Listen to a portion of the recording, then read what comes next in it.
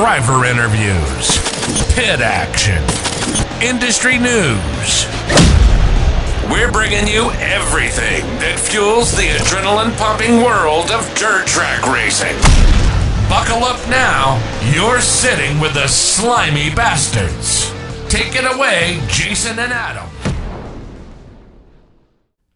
Are you tired of losing your pit mat at a race? Well, get a hold of 44 Productions. They can customize your team logo, number, name, whatever you want on that pit mat. So get a hold of Tanner or Kelsey at 44 Productions. All righty. Welcome to another rained out episode of Boone National Speedway of the Slimy Bastards podcast show.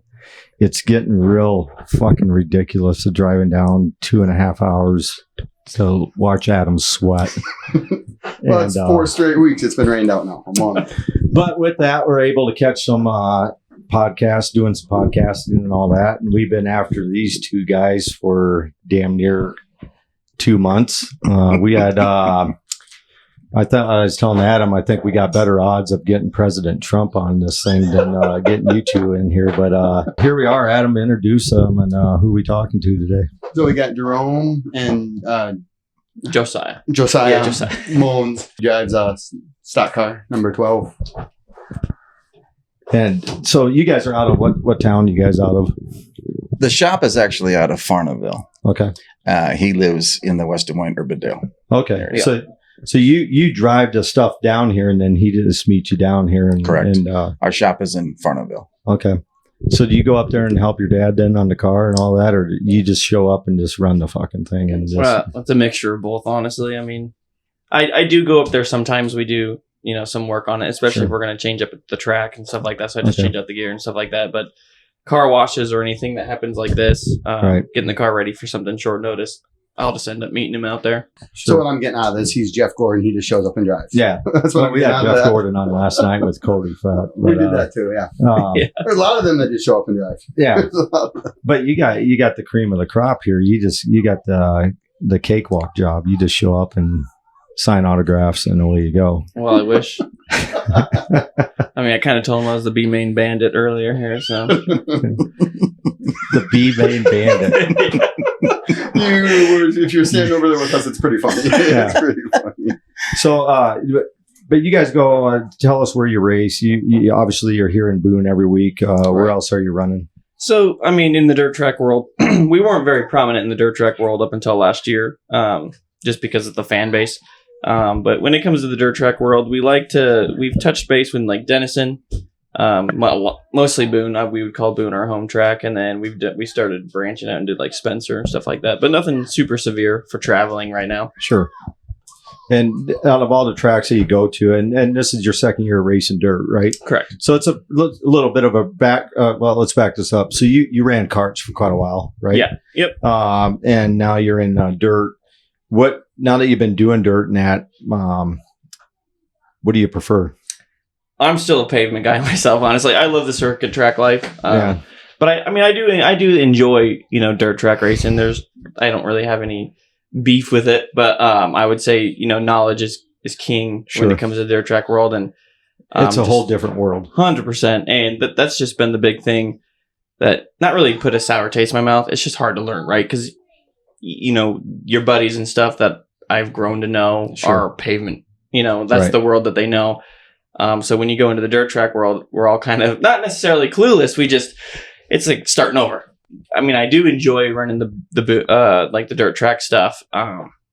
But I would still say, circuit track racing. So a question for both of you on this, and I find this interesting because if you talk to pavement guys and dirt guys, pavement guys look at dirt guys like, oh, they're dirty, racing shit, racing junk. You know what I mean?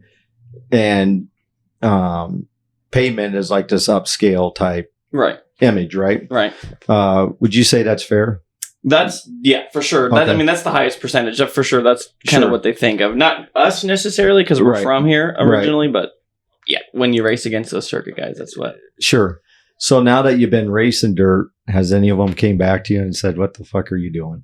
No, I mean they still. I mean, I don't really get a lot of comments about that from them in the dirt track world. A lot of them think it's cool. Yeah. Especially because we run a stock car, it looks kind of cool. Right. Running like a full-bodied race car. Right. But no one's ever really given me any shit for anything. Sure. So on the other side, if any of them wanted to come try it, Honestly, I would say my driver's coach in Texas was the only one that's really shown interest because he likes to race anything. He's talked about, he's like always wanted to kind of throw a car sideways because down in Texas, I mean, IMCA is pretty big down there as well. I mean, they're in a hot spot for that stuff too. So he's seen it many a times. He's just never done it. And the dirt down there is a lot different than what it is up here. So for sure. I mean, because it's red dirt, isn't it? Yeah. It's a red clay. It's even more. I would say it's more of a silt than it is like a Clay County clay or that's what I was like a just Fort ask Dodge if silt. It's more like a Fort Dodge. It's a dry slick. Okay. But your cars get beat So up. have you raced any down there on dirt? No, we haven't taken the stock car down there. So No. do you plan on doing it or? Probably not specifically because you go down there and all you need to do is go down there and look at a few of their cars. I mean, it's a rolling demo derby. I mean, their stuff's pretty beat up, and I'd rather not have our stuff kind of crunched. You guys got nice looking equipment, high end stuff when you guys roll in here and all that. So I mean, that makes sense. Well, we try to take some pride in it. Right.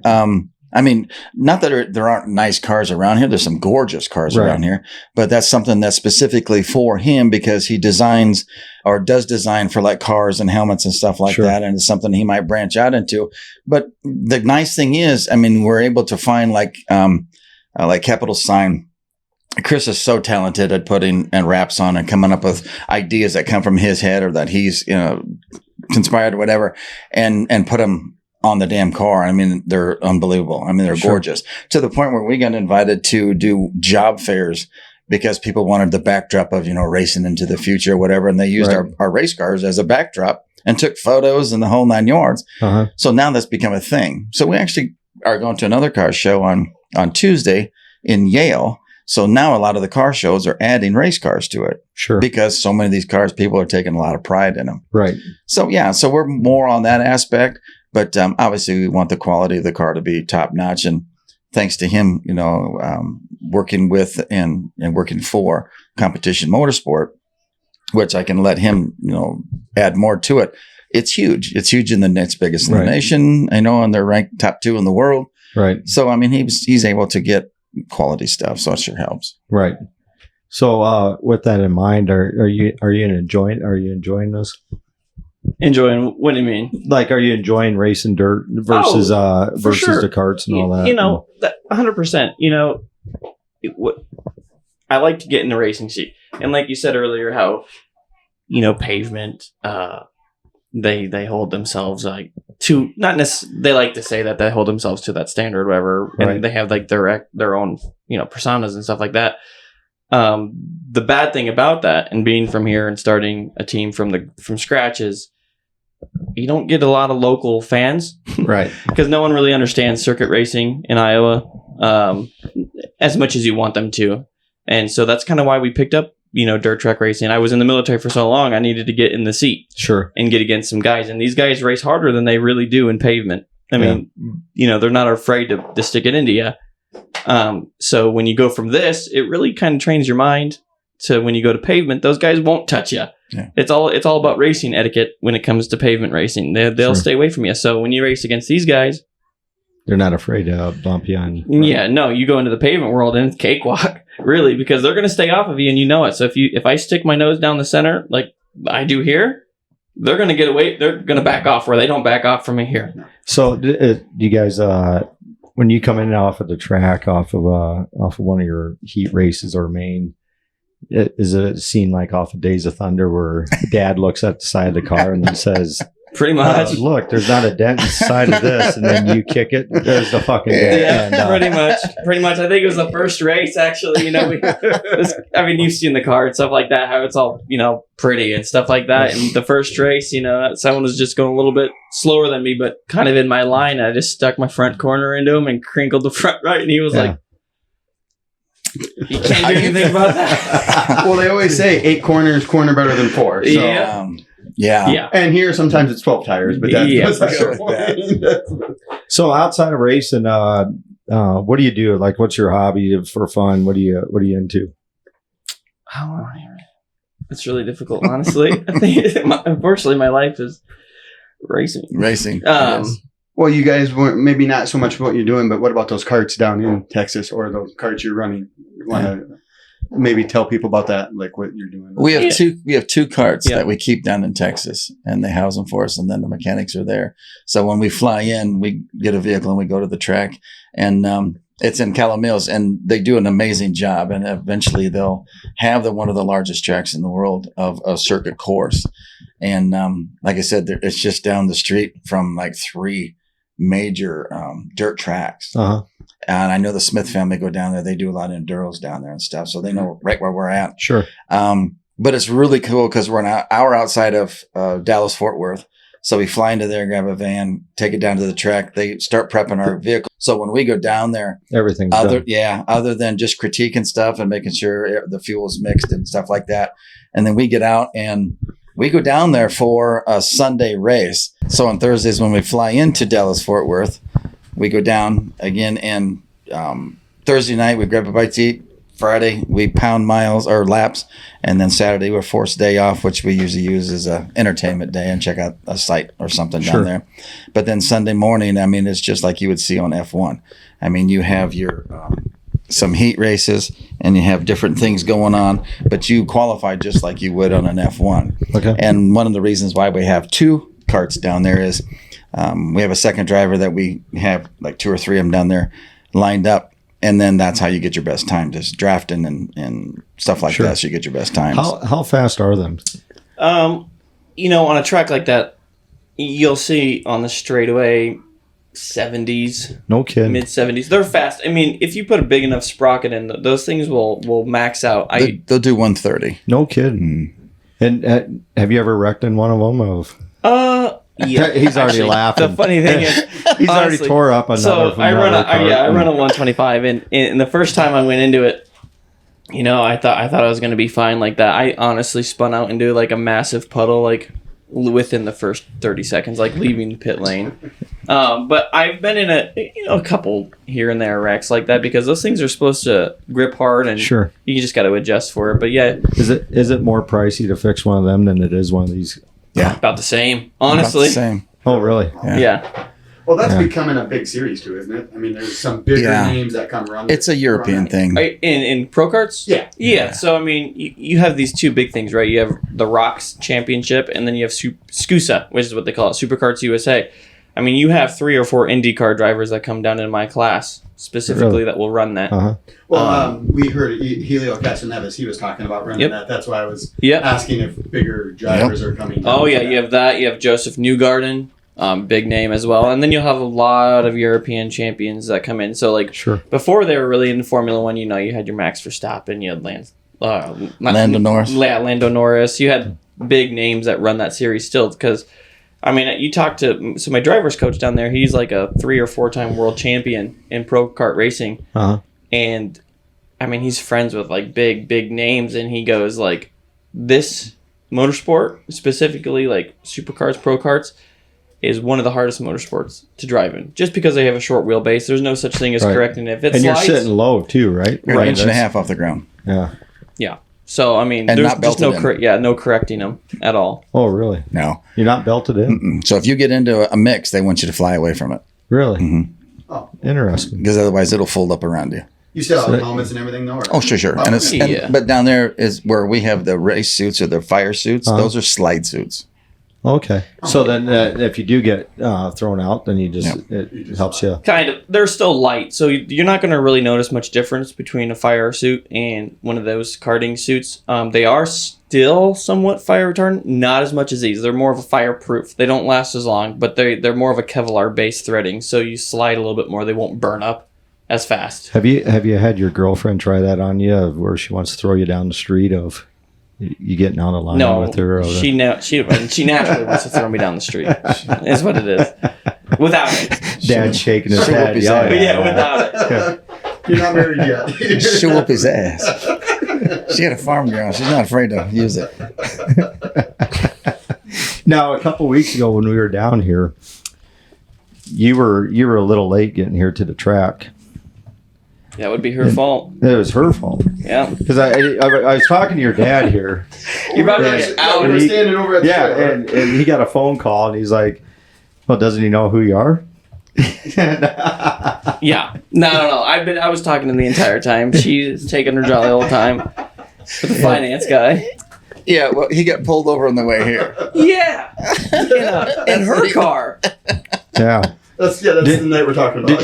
Did you tell him that you're just getting warmed up for running here at Boone? And Yeah, he didn't believe me. It was a Honda Accord, so. It was a sleeper. That might have been the reason you got pulled over.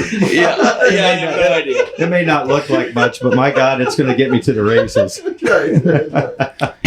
Bitch will smack bugs like nobody's business. So going back to that pro kart, have you taken anyone from here down there? We have, as a matter of fact. We took Taylor Cool a couple times down there with us. She grew up doing that, in Arizona, so it was like getting back in the saddle for her. I think she did very good. She actually got a win down there as well. But no, she gelled right to it again, and it is a whole different. How would you say a whole different bird? Strictly because one of the trips down there when both of them were driving, Josiah and Taylor, it was chilly, so the track was slick. And they didn't deem it as being rain. It was just cool and slick. So they didn't allow the rain tires like everybody wanted. He was fine. He'd rather just run on slicks anyhow. Well, those two are used to sliding now. Right. And so the Europeans and everybody down there's like, what the hell? This is bullshit. Yeah, they're drifting. They're drifting on a road course. And I tell you what, it was hilarious. God, you guys won. Third place was literally probably 10, 15 lengths behind. Really? Them. Yeah. I was going to say, you had that on Facebook. They just dominated. They just walked away from everybody. You and I have talked about this a little bit of different drivers around here and all that. We had on Gage a couple of weeks ago, a little 14-year-old Gage drives a sport mod. He's legit. He's going to be a hell of a... So have you running these carts, you have how many carts? I have 2 down there. So you have 2. Do you look at some of the drivers around here and be like, I want one of these motherfuckers in one of my carts? And he absolutely would be. The age thing has a lot to do with it. Sure. Not restricting as far as driving the car. Right. But when we go down there, it's not a cheap endeavor to fly down. Yep. The housing. You're looking for a long-term investment. You're looking for someone that's going to be dedicated and doing what they're going to do. Correct. And then we have 3 reserve drivers down there. So it's not like we need somebody to jump in that seat when we have them down there. But when you see somebody that has got skills, it's pretty exciting, And that's why we jumped on asking Taylor if she wanted to, try this. And I think after the first try, she came back and was like, "When do we go again?" Next month. So we did it again. And like I said, she proved herself as worthy. I mean, she's legit when it comes to that. But it's like I said, it's a whole different world. And taking somebody out of the dirt world like this young Gage kid, I'm going to tell you what, he drives by the seat of his pants, and there's only so many people that have that natural ability. Right. And with him right here, I don't want to pound sunshine up his ass. But the thing is, when you come out of the Marine Corps that long and you haven't had a chance to grow up with it, people are like, oh, geez, you're 26 years old, you're a rookie. Right. You're like, I'm in the Marine Corps for 8 years. What'd you do after it? Right. It kind of shuts him up. But he had the ability in his britches. Otherwise, we wouldn't have invested the money. Right. And nothing taken away from what you're doing or anything, but it does make sense. And like how you and I even talked about, because you look at a lot of different aspects of when you're, his dad has a pretty tight rein on him and pretty grounded him and all that. It was a fun podcast to do. But that's what I was getting to of if you look at some of that of just being around here and all that. Absolutely. Did you race like Gage's dad or no? I didn't. I did not. No. And you were a county sheriff, weren't you? I was. Right? I was. Yeah. I spent up northern Iowa. We were in Midwest and then northern Iowa. Retiring from that and being forced to retire because of injury, it was like, okay, now what are we going to do? And then I knew he wanted to get into racing and stuff, so it's a chance for him and I to spend time together. I mean, he's the youngest of my 3. And what's cool about it is you see so many of these kids younger than him, older than him, that mom and dad aren't cool anymore. Right. You know, and just the chance that I get to spend time with him and deal with what he went through, deal with what I went through. Yep. You can't get that again. Sure. I mean, it's priceless. Yep. I know my wife is always like, why are we investing all this money? Why? I was like, because I'll never get a chance to do this again. Right. This is a one and done. And speaking of that, you and I have kind of touched base on this. My dad and I went around racing all over, just fans. My dad actually went everywhere across the country, racing Arizona, Cool. Vegas, all over, just dirt track racing. That's who that is up there on the, Very on the cool. picture. But That's a cool picture. anyway, what I'm getting to with that is that's how we bonded. Mm-hmm. And when he passed away in January, some of my friends of my dad's and I, they said, whatever happened to that podcast idea that you had? And that's where this all came into play. And so Everything in a way, happens for a reason. right. And so in a way, it's like me still connecting with my dad, even though he's not here. So how you're getting to that of you maybe investing a lot of money, but you're also creating that memory. Right. Like I got my kids outside here. You can probably hear them in the background raising hell. And my wife's probably, are they fucking done yet? But side the point. But I like taking them with me when I can because they remember this kind of stuff, right? Oh, for sure. And it's been a ball. Like last night we were in Britt, and I was thinking on the way or at the track, I was thinking, I think that was the last track that my dad and I actually saw a race at. Really? And it kind of hit me, as during while they were racing and that, you just get those moments of where it hits you on different stuff. So I can relate of where you're saying of you only get this once in a lifetime deal. Why not invest it in something that you both love and that you love doing, right? Yeah, and for sure. It looks like you're enjoying yourself, wouldn't you say? Yeah, no, I Man of really, many words here, so go ahead. Yeah, no, you're fine. I do enjoy it. That it's been a passion of mine for Sure. just being competitive has just been a passion of mine. We didn't. We grew up being racing fans at the same time. Like I Right. remember going to Boone and Alta. Alta and watching the races when I was very little, but just never really had the avenue. And Right. we were actually a very, very severe track and field family. Yeah. And Yeah. I ended up kind of just getting pretty injured where I couldn't really compete anymore. Sure.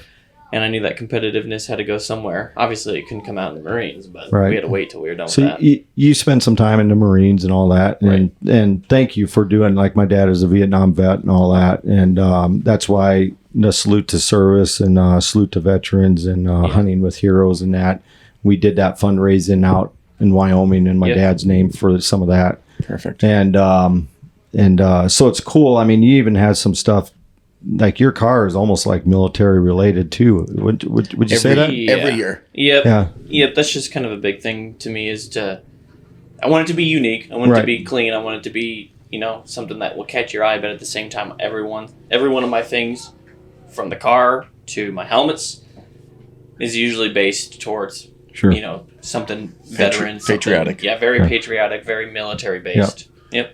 We call it pride based. Right. Everything we do is rightfully pride-based. so, because you should be. I wish everybody was like that. Of you know what I mean. And in this sport particularly, I would say probably, and maybe I'm wrong. I would say probably about 95% of all drivers are like that. Absolutely. 100%. And again, that's one of the things that makes the dirt world, at least in Iowa, and in NASCAR too, but it's kind of spooking me a little bit. But everything is still, you get the prayer, you get the Pledge of Allegiance, you get the flyovers, Yeah. you get the patriotism. That's what makes it, to me, as attractive as it is, because I'll be blunt, this woke shit, I've had enough. Right. But I am so stoked that NASCAR still hasn't sold their soul. Right. And Marine Corps, out of all the armed forces, is the only one that still preaches the Bible because they're an entity of the Navy. So they still, it's God, country, family, and it's. Am I right? I can't say each branch, but I know for sure the Marine Corps preaches. Sure. So with that, I wanted to ask you quick. I'm a big music guy. Love all genres of music, and that's kind of my forte in that. I always like asking this question. What are you guys into? What are you listening to? 100.3. I mean, I love the bus. I love the oldies rock and roll. Okay, so like 60s, 70s, 70s, 80s. Yeah, okay. yeah. Like metal or just? I like everything from Beach Boys on up, but I'm a big AC/DC fan and stuff like that. I like good old rock and roll. Sure. I like everything, honestly. I go through everything. I go through your metal. I go through classic rock. I go through Country. some country. Little country. I mean, if I'm just randomly in a weird, energetic mood, we'll listen to some EDM. I don't even, but I go all over the place. So Is there a song you listen to like in the car to get pumped up, or is that not a thing? He has his pump up music we have in the trailer, and I think Clay County might have offended the old boys next to us. Yeah. He got a little intense in there. what were you listening to? Aladdin or what? No, I mean those old boys. I mean, we started with classic rock, and then you could sense it was getting a little bit of an edge. It went to like Avenged Sevenfold, and then and then it randomly went to Rammstein. I was like, oh, here we go. Yeah. So I'm a big metalhead. Yeah. I love that stuff, and I did a lot with Jägermeister music tours and stuff like that. And so I know what you're saying with, but with that in mind, I've been in this weird techno, like BPM stuff. I've been listening to that like nonstop for like a month. My wife on the way down here, she's like, "What the fuck is this?" That's exactly. What is this psychedelic shit? Yesterday. She does, but here's the thing: is like she went to EDC a while back before we met back in like 2012 or some damn thing. So I'm like, you went to one of the electric dance carnivals. I mean, it's the same stuff but I just been it's in different that because you can actually do something interactive there. Yeah. Where here you just had to listen to it. So Wade, do you guys know the name of Wade Taylor? Mm-hmm. No. He goes by Dr. Wade Taylor. He comes down here to everyone. I don't know if he's been down here lately, like to the Boone Nationals and that, but he was running around here in Iowa for a while. But he's out of Elko, Nevada, him and his wife, Lisa Taylor. But they run modifieds as well. And they're always going to like them EDC and all that. And I seen on one of their, and I think that's what got me going again, because I follow every genre of music I love. But I'm actually going to Tommy James and the Shondells up in Okoboji on the 15th of July. There you go. It's a free show. So if Boone's been getting rained out, you might as well just pack your shit up and just go to Tommy James. What is plan on it? Yeah, I'll save you a seat. On the grass. Yeah. Well, that's what's great. I bring these chairs and we have my mom has a condo and that up there on Lake Okoboji. So we just go right there and it's a ball, but I'm actually looking forward to that just cause I grew up on that. So, I always like asking what guys are listening to. I mean, I do really like the EDM stuff, but I feel like I'll get judged by the dirt track guys. You go to the pavement world, that's what they listen to. But here's a crazy thing. I was telling you, I do those TikTok videos on our, with our stickers and all that, and they've been getting a huge following with it. And a lot of the music I use in that is actually like dance type music, but I also use some of the metal stuff of it too, just depending on the car. You know what I mean? Yeah. So it's kind of fun. Adam, you look like a drowned, wet fucking dog sitting here, just sweating your ass off. It's hotter than hell in here. You guys, I appreciate you guys taking the time out of your, getting back. And I know we've been wanting to get you guys on, but we talk to you every time we come down here. So I'm glad we had the opportunity to sit down. Absolutely. I did have one more question for you. Yeah. So other than here, where's some place you'd like to win? To win? Yeah. Or maybe even just race, maybe. Dirt? Yeah. Only in stock car. Any dirt car. Unless I was like, I'm going to pick up a sprint car. I'd love to go to Knoxville. I'd love to be on that track. Other than that, I've really wanted to go to the Vegas race. No, not the Scusa. The duel in the desert. The duel in the desert, and then the Bristol race. I've always kind of wanted to try those. Iowa, though, honestly, Spencer, Clay County was on my bucket list just to run in the dirt car, and we just ran it for the Midwest Madness Tour. Sure. And I feel like I got my mojo back for sure. I mean, that track right there, I love those bigger tracks. It's a lot more wide. I think it's more catered to my car. It just felt good. Now going, because you guys are going to run the Salute to Veterans, there, right? For sure. Yep. So now you kind of know what you're getting into. You probably feel a little bit more confident going into it now, don't you? 100%. I mean, my confidence actually for the entire season went up really at that track because, last year I started in Denison and I was, pretty average there, and that's kind of where I learned my car, which is a big track. Right. And then I came to Boone, and we were, again, still a mid-pack driving team last year at Boone, and then this year we started at Boone, so I didn't feel like I feel like I forgot my car, and I just been kind of not doing so great here in Boone. Yeah. So going to Spencer, which is like the same size as Denison, I was like, okay, now I understand my car again. Sure. And I was really pumped for tonight because I was like, we're fresh off this Madness tour. Let's let her rip on this. And it got canceled. Yeah, so. and your dad doesn't care if you just run into shit, so just it always pounds out, right? He's sitting there shaking his head. It'll buff. He's thinking dollar signs. No. Every time we make jokes about that, every time Mr. Overprotective, something happens, that guy's jumping off the catwalk. I'm bailing off the catwalk. I get a bad rap of being overprotective. We're right across the street from Walmart. They sell duct tape. So. Yeah. Good luck. They sell ammo too. Well, not that much anymore. No, I carry my own, so we're good. Yeah. But we used that duct tape number for a while because we couldn't get our wrap company to wrap our car. You did. It's fine. Everybody just thought you were undercover. Well, he was just going to wreck it anyway, so why wrap it?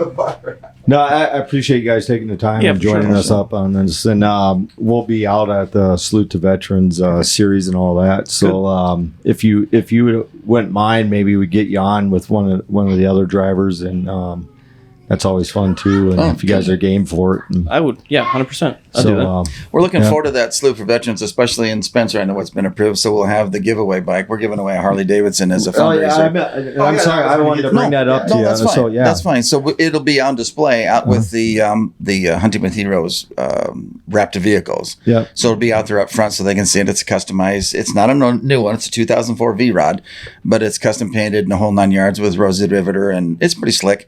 And we're doing that as a giveaway. And just to kind of raise some awareness, not only to, once we cover the costs and stuff like that, but to cover some expenses of some of the Marines in need in the area. Sure. We don't need to publicize or anything like that because we're not in it for the publicity. We're in it to make sure that the people get taken care of that need their help. And so we talked about this already. You've already paid for the bike. Correct. The bike's already paid for. Correct. Yep. And so with that in mind, how much money have you raised already? Have you guys calculated some of that up, or? We have not, and nor will I, because if I do that, then I get anxious and I get more goal oriented when I'm losing the purpose of why I'm doing it. Okay. Yes, I purchased the bike and everything, so whoever wins it, they hand me $1, I hand them a signed title. So they don't have to worry about the taxes and all the crap. Sure. So I want to do it for the right reasons and not just kind of grandstand or anything like that. But we had to have something that caught everybody's eye, that caught everybody's attention. Who doesn't like a Harley? Well, then you have a lot of women. They're like, "Well, I don't want a Harley." That's fine. If you win it, sell it. I will sell it for you. Yeah. And so it's not a big deal. Either way, you're going to come away happy camper. And when are we giving that away? Or when it'll be given away during Super Nationals. Still need to get a hold with Brett and everybody and working those details out. We're shooting for night 4. Regardless, it'll be given away at Super Nationals, whether they give me a permission to hand me a microphone or not. We're very fortunate that we go through Optic Inc., one of our sponsors, who sets a store up for us. Sure. So we have QR codes on the side of a car, side of our trailer, and the whole 9 yards. So you scan on that. It takes you to our store, and we have a number of different items and swag on there. And for every $25 increment that you buy, you get a entry into winning the Harley. And then we have giveaways throughout. We have but don't give it away or give away information. Well, I guess whatever. We have a custom wrapped helmet that we're giving away. Oh, nice. It's fully certified. Fully certified. Yep. Yeah. You can wear it to race. Or you can put it on a shelf. Put it on a shelf. I don't care. Maybe Adam will win it, and then he could wear it sitting here doing our podcast. Yeah. He flips up the visor just to talk into it. Yeah. But I mean, we're trying to do different things. We have different other giveaways, whether it be gloves or swag, packets and bundles and stuff. But we try to do something all the time. But one of the nice things about Optic Inc. and the store that they have is I didn't want people to buy that stuff and then have to wait 4 to 6 weeks. So the store that we have set up is when you purchase it, you'll have it no more than 10 days is the goal. And the store is set up to where every 10 days, the store closes at midnight, reopens at 12:01. And then everything that's purchased during that 10-day period is printed. And then we start the next 10 days. I see. And even people that have purchased from us last year and stuff, we have a few of those names that roll over. So they're eligible for stuff. And it's not restricted to just Iowa. I know I've seen the list of people purchasing. They're out of Southern Texas, Arizona, mid Texas, along with Minnesota, South Dakota, Nebraska, and Illinois. It's just different states that I've seen that have purchased. So if people buy from other states, do we deliver or will it get delivered? I will make sure it gets to your front door. Yeah, I mean, it goes on normal shipping and stuff like that, just from Yep. them. We don't handle anything personally. It goes through our store. Yep. Yeah. So it's just like a drop Are you talking the shipment. garments, the swag garments, or the motorcycle? Motorcycle. Or I'll make sure it's in your front doorstep. Yeah. Yep. That's No, a- that's that's not big a problem. item. We If don't I ship have, that. now, yeah, we'll wrap that up. No, but no, Adam's available to deliver that for you if you Is need. he? Is he? Road trip. Yeah. Road trip. But it's a cool thing that you guys put together. That's actually a pretty neat idea that you guys did of all that, and it's pretty, in a way, marketing. It's a great idea. So Well, we'll see. We'll see if it works. It's very new, so it's hard to get that. Yeah, but the publicity thing out there. is, you can't find a good thing if you don't take a chance. And that's one of the things that, and he'll state for it, we like to be the first to do something that's never been done. Right. Has that been done? Oh, I'm sure, but it's never been done around here. Right. So we like to make a precedent that way. So when the car goes out there with a QR code, when he comes to a stop, people are snapping on it. I have it on the back of my trailer. I had a guy come up before, just last week, just before the rain out, was coming up and he was waving his phone, that he had taken a photo of my back door. That to me is like when these guys were young kids. We used to come up on a race trailer, and they would just, slow down. So they want to check out what car is in there, just different things like that. Sure. So when they get stopped at like convenience stores to get diesel fuel and stuff like that in the truck, what do you got in there? Oh, I'm opening that thing up. I want everybody to see it. Sure. So if you happen to see us out there and you see our trailer's pretty decorated up, Competition Motorsports all over the side, and we got the Dominator dually out there, the all blacked out and lowered, but come up and say something. Right. I mean, we are absolutely an open book. Right. And that's the way he is in his car. So when we go to these shows, these kids love to go up and talk to him, and he actually does really good with younger kids. Yeah. Well, like I said, I'm glad we sat down and have to have you on when we get going with the salute to veterans and all that. Sure. And Sure. That'd be awesome. Kind of wish we would have been doing this after the race, but Yeah. But yeah, then it would be soaked with rain instead of sweat. yeah. Like the last time, Adam, you came in. It was pouring down rain, right? Yeah. See, I got smart and I seen the clouds moving in, so I knew to move closer to the trailer. Adam, he's out there eating hamburgers, cheeseburgers, fucking soaking it up. He had eat sweats before he got wet. Yeah, so no, I was actually in the air conditioner trailer over there, but then they're like, we have to load the car up. had he been wearing this sign, I could have prevented him of tromping in here looking like he just walked in through the car wash and. Too funny. But he smelt better, so that was a plus. That's So- positive. That was a bad one. But no, thanks guys, and check us out on Facebook, YouTube, and all that. Download the episode of the Slimy Bastard Podcast Show, and thanks for listening, and see you next time. Thanks for having us. Pit Stop Motorsports, Dirt Tracks Racing, largest inventory trackside parts service. We keep racers on the track, located in Rock Springs, Wyoming, and coming to a track near you. Check us out on Facebook at Pit Stop Motorsports. And tell Slade Pitt the Slimy Bastards sent you.